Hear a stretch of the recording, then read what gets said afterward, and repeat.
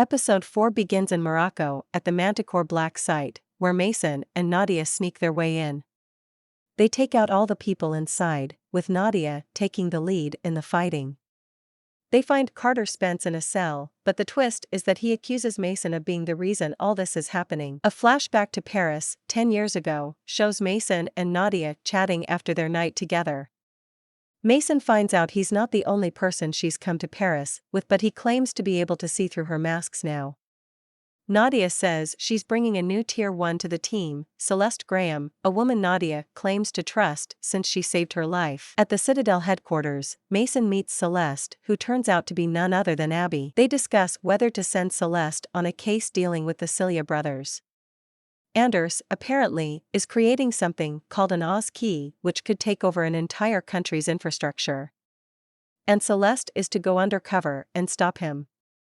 Mason and Nadia give her tips on going undercover. She goes to Amsterdam as Brielle and meets Anders. As per Mason's instructions, she believes her own lies to make the deception complete. Her mission is to get all the intel on the Oz key.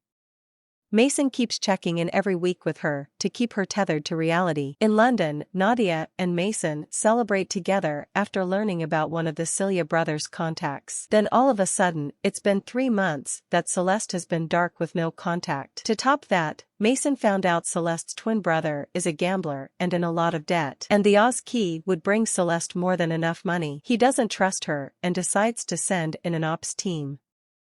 Meanwhile, Celeste swaps the Oz key with a fake one, but Davik sees her. He confronts her, and they fight just as the ops team comes in. A staff member gives Mason an update. Celeste is alive, Anders is caught, and Davik isn't to be found. Nor is the Oz key. Mason exchanges cryptic texts with someone. Celeste and Anders are brought in. Mason interrogates Celeste, but doesn't let Nadia in on it. The questioning doesn't go well. Celeste says she put the Oz key in her bag, but it turns out to not be the real thing.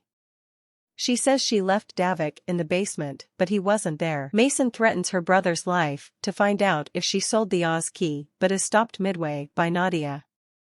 Outside, Nadia and Mason argue. Nadia believes Celeste wholeheartedly and pushes to move her to a safe house, safe from Davik. For the meantime, after she leaves to interrogate Anders, Mason urges Grace and Carter to backstop Celeste as the best way of protecting Citadel. He says they can do it off-site so no one, not even Nadia, knows. And if she's innocent, they can just give her memories back. Grace agrees. They then feed Celeste a fake story about putting her through a procedure to change her cornea and fingertips, to stop Davik from being able to find her. She agrees to go with them. Grace lies to Nadia and tells her that Celeste was sent to a safe house. Meanwhile, Mason finds a house for Celeste's new life. Later, he tells Bernard to destroy Celeste's original memories. Bernard warns Mason that if he does this, and he's wrong, he can't come back from it. At the backstop facility in Mexico City, Celeste is sedated. Nadia thanks Mason for having her and Celeste's back. Afterwards, Mason and Carter discuss that there are no leads on the Oz key. Carter reveals that as the person who is in charge of all communication in Citadel, he found out that a Tier 1 agent sent the chief of the ops team a cloaked order to hide the Oz key and bring it to them personally. That order was from Nadia. This doesn't seem news to Mason, who, Carter claims, put suspicion on Celeste to take it away from the woman he loves. Back in the present, turns out Carter isn't accusing Mason. He's accusing Nadia.